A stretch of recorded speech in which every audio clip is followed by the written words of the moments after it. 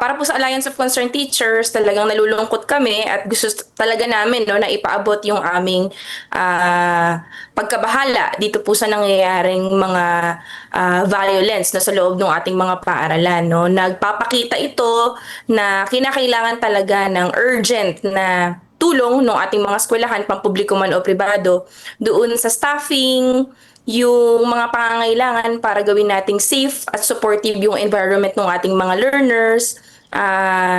Sabi nga natin, importante na yung ating mga paaralan ay manatiling ligtas. Pinaka-safe dapat sa ating mga estudyante at tulungan din yung ating mga guro, mga education personnel na gawin ito sa pamamagitan talaga noong mga kinakailangang mga suporta. No? Halimbawa, ngayon po talagang kailangan ng suporta ng ating mga estudyante no sa loob ng mga school communities tulad niya no yung safety, recovery at saka yung psychosocial support dun sa ating mga estudyante no. Kami kasi ang nakikita talaga namin no ay yung kakulangan talaga ng ating mga personnel sa loob ng mga paaralan kahit doon sa ating mga private schools din no. Kakaunti yung bilang ng ating mga mental health personnel at the same time kahit yung ating mga security personnel, no? Kahit dun sa ating mga pampublikong paaralan, yan din yung ating problema, no? Para ma-resolve natin yung mga issues concern.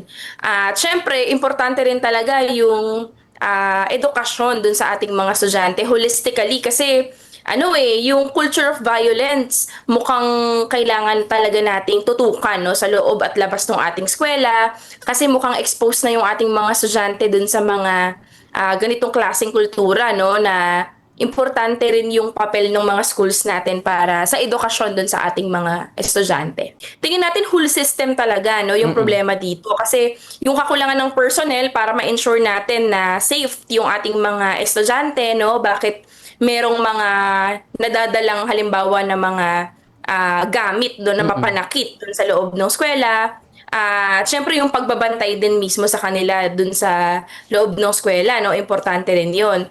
Pero nakikita kasi natin in all cases, dun sila o nangyayari yung mga insidente dun sa oras na walang klase o kaya naman ay mga free time ng mga bata, no? Kaya yung personnel talaga, no, na involved dun sa mga paaralan, importante yon, no? Kaya sa nakikita natin, halimbawa ngayon sa kasalukuyan, kung sa public school yan, 96,000 yung kulang natin na education support personnel, hindi pa natin binibilang dyan yung mga mental health professionals na kung tutuusin naabot tayo sa 300,000 kung i-require natin na dapat at least may 3 personnel dun sa mga schools natin. So malaking bilang yon. Ang sinasabi ng mga teachers, opening block pa lang at 1 linggo pa lang natatapos yung instructional block ay pagod na yung mga guro natin. No? Malayo doon sa pangako ng Department of Education na gagaan yung aming trabaho. Ang biro nga ng mga teachers, gagaan nga kami kasi mukhang papayat kami sa dami ng trabaho. No?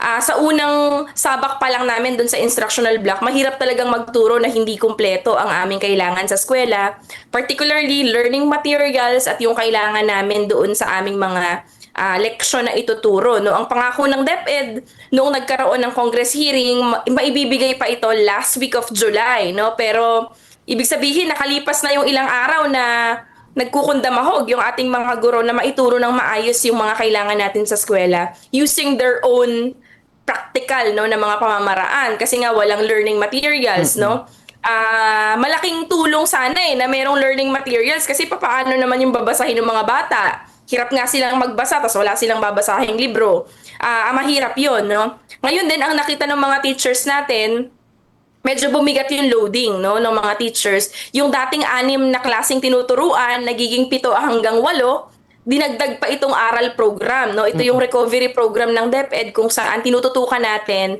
yung mga estudyante natin na mahirap magbasa. Originally, hindi lang teacher yan. Dapat talaga merong mga non-DepEd tutors, may pondo, 8.9 billion na ngayon ay hinahanap natin nasaan ba yung 8.9 billion na yan kasi kahit yung ating mga learning materials din para gamitin dun sa pagtuturo ng aral ay halos abono din no, ng ating mga guro. Kaya masigasig po yung Alliance of Concerned Teachers na nananawagan sa Department of Education na silipin natin no, yung kalagayan ng mga teachers natin. Mukhang hindi ho kami tatagal ng ganito bago ang lahat, bago ang school year, pero mga lumang problema at talagang mas pagod pa yung mga teachers natin ngayon. Ngayon po, ang Alliance of Concerned Teachers sa parating na SONA, ang hiling ng mga guro ay salary increase sa SONA. Ang panawagan po namin ay 50,000 na entry level para sa teachers dahil nagtaas na no yung mga police at sundalo. Gusto naman natin ay teacher naman no. Kaya nananawagan po